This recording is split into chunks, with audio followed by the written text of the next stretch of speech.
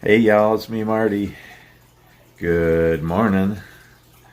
Time for another prostate journey update. This is episode 5. I should have actually started these little prostate journey videos about 10, 12 years ago when it really started. But it really got worse a couple months ago. But anyway, today is surgery day. It's about 6:45 in the morning. I've actually been up since about 5. I woke up, I couldn't get back to sleep, so I just got up and did a few things, put some laundry away and did some organizing in my study. Well, we have a leak down in the basement and I have a bucket hanging up. And I thought, well, after the surgery, I'm not going to be able to empty that bucket. It just fills up like in a week. I got to fix the leak, but so that I got to do something about that because I'm not going to be able to empty that bucket because I can't lift anything more than a couple pounds for a few weeks. And so I went out and I got a piece of hose and I drilled a hole in the bucket and I put a hose in it going down to our sump pump hole in the floor, and so it'll drain. So I did that. Should have done that earlier. So I'm glad I did that this morning. Yeah, just doing some reading and hanging out here a little bit, and my wife letting her sleep in a little bit. We got to leave about 8:30, but she worked last night, so I'm letting her sleep in, and then we'll go about 8:30. Got to be at the hospital about 10. Surgery's at noon, and it's about a 4 or 5 hour surgery, kind of a long surgery, yeah. So yesterday was Thanksgiving here in America, in the U.S., and I had to take Dulcolax in the morning, a stool softener, and then Miralax with Gatorade, and I had coffee in the morning. I drank water and green tea and some chicken broth, and then Miralax the rest of the day. And yesterday evening I was on the toilet quite a bit, and then the night, so kind of cleaning out for the surgery. And so that's kind of what you have to do before surgery, and especially a prostate surgery, a major one. So I'm up this morning and ready for the day, and it's a blessing that the surgery got moved up to November 25th today. It was going to be December 21st. I haven't been able to go to the bathroom again for a good 12 years. I've had to go to the bathroom all the time. Can't hold it. Which was a pain, but I would love that right now. About 2 months ago, it turned the corner and where I couldn't go to the bathroom. So I've had a catheter in, well, I'm on my 3rd catheter, I think. And I've had a catheter in since end of September, beginning of October, something like that. And yeah, so I've gotten used to the cumbersome of it and the pain and everything. But it'll be nice to get things better. So the surgery they're doing, if you haven't watched my other videos, it's a simple prostatectomy. So my prostate is enlarged, but there's no cancer.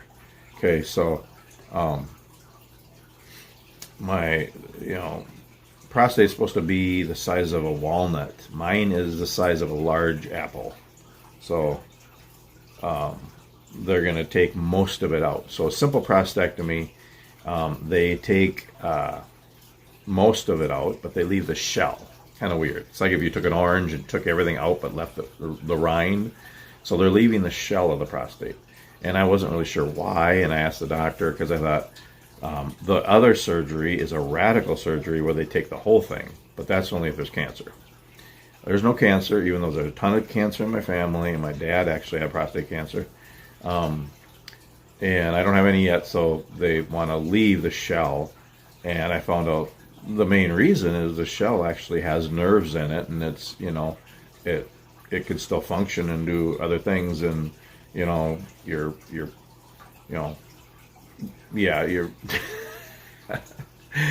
I can still have fun if I don't want to go into detail, but you know what I mean. So if they take the whole thing, it's a little harder to do that, but if they leave the shell, they have the nerves, and so hopefully I'll still be able to love my wife, and hopefully that'll all work out good, maybe even better. I don't know if we can get any better because we're pretty blessed in that area. But anyway, sorry. That's anyway. Anyway, that's kind of why they leave the shell, because they leave the nerves there. So it's a simple prostatectomy. They're taking out a lot of the prostate, leaving the shell.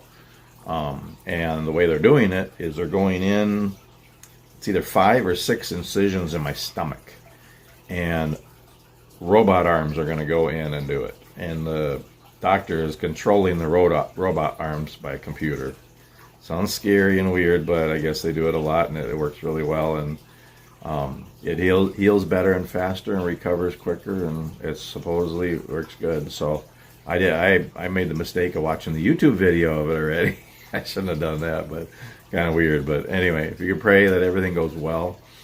I'll be in surgery again at noon today, Central Time, till about 4 or 5 probably. I don't know for sure, but they say it's around 4 hours. Could be shorter, could be longer.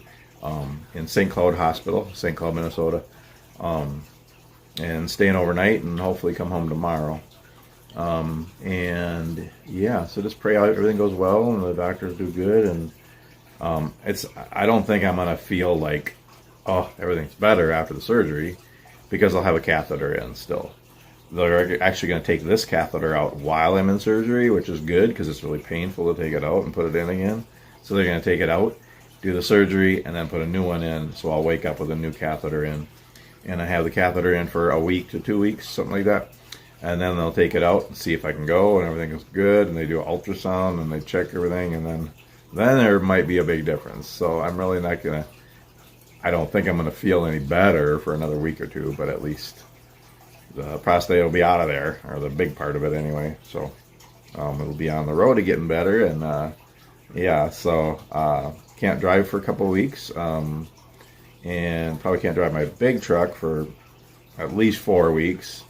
But I'm kind of hoping before Christmas I'll feel good enough and completely healed that I can take a run before Christmas.